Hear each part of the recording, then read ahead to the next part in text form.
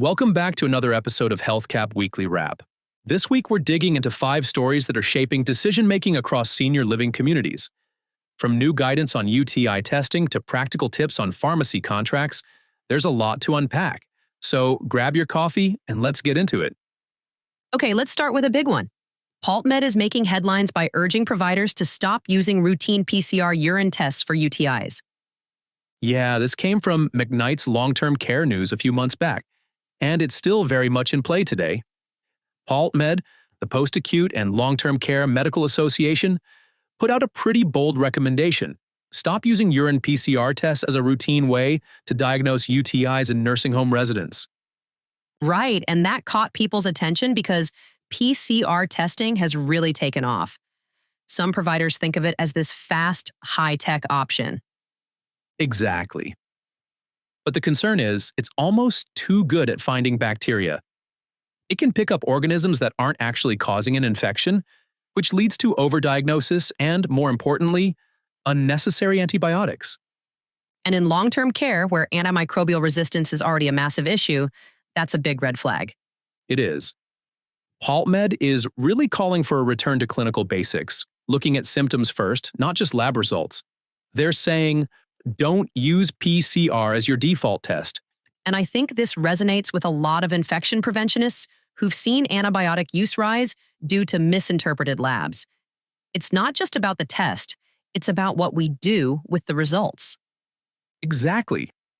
And that takes us to our second story, which gives the full clinical backing behind this position. Right, this is from JAMDA, the Journal of the American Medical Directors Association. The title says it all. A need for a timeout. This is a consensus statement developed by a work group of infectious disease experts, geriatricians, pharmacists, you name it.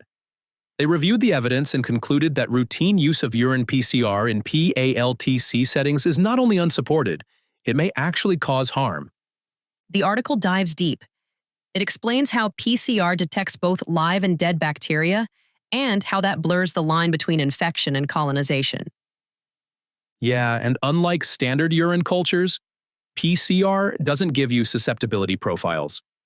So you might get resistance gene data, but not the full picture. That can lead to antibiotic choices that don't match the clinical need. Plus, the cost difference is huge. The median PCR test cost in 2023 was $585. Compare that to $8 for a traditional culture. And here's the kicker. No high-quality studies have shown that urine PCR leads to better outcomes in older adults. So basically, we're paying more, treating more, and not seeing any clear benefit. Exactly. That's why the consensus statement urges caution.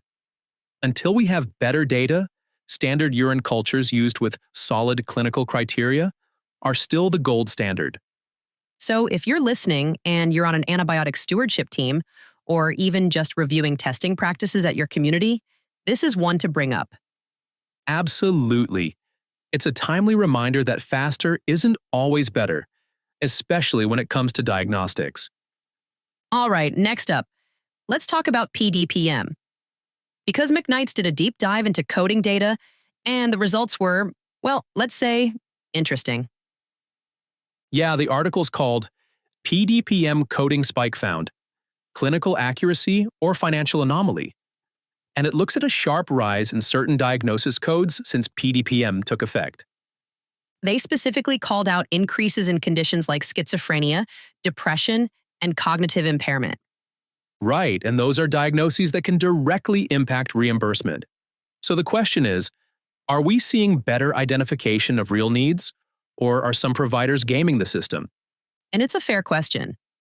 One side argues that clinicians are just doing more thorough assessments, maybe with better tools and training. But the data's hard to ignore.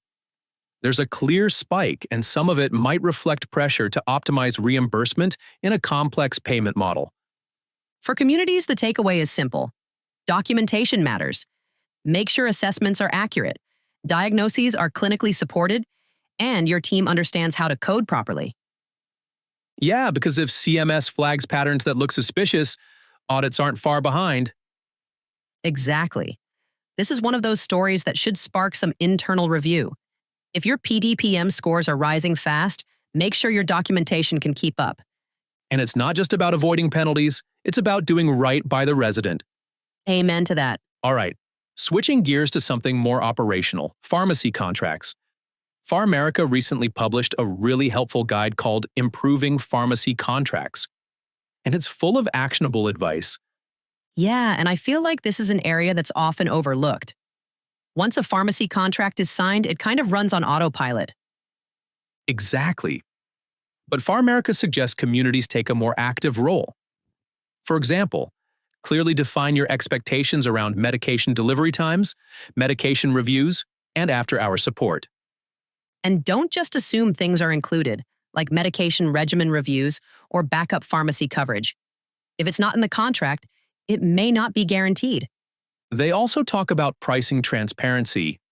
Some contracts have vague or bundled charges that make it hard to track where your money's going. So their recommendation is to build in performance metrics, communication protocols, even review cycles. Right. And bring your consultant pharmacist into those discussions. They can help spot gaps in service that might be affecting resident care. Honestly, if you haven't looked at your pharmacy contract in a couple years, now's a good time. Completely agree. It's not just a legal document, it's part of your care plan. All right, last story. And it's a good one to wrap on. Let's talk about APIC's 2024 Resource Toolkit for Infection Preventionists in Long-Term Care. It's an excellent resource. Yeah, even though it dropped a while ago, it's incredibly relevant, especially heading into flu season.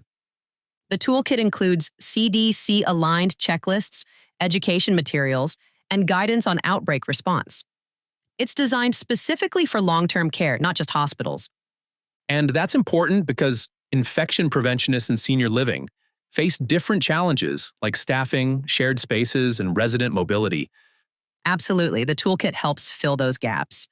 And it's also great for training new staff or doing refreshers during QAPI meetings. We talk a lot about infection control being everyone's job, but having the right tools makes it a lot easier. Couldn't agree more. If you're an IP or supporting one, grab the download and make it part of your planning. And that wraps up this week's HealthCap Weekly Wrap.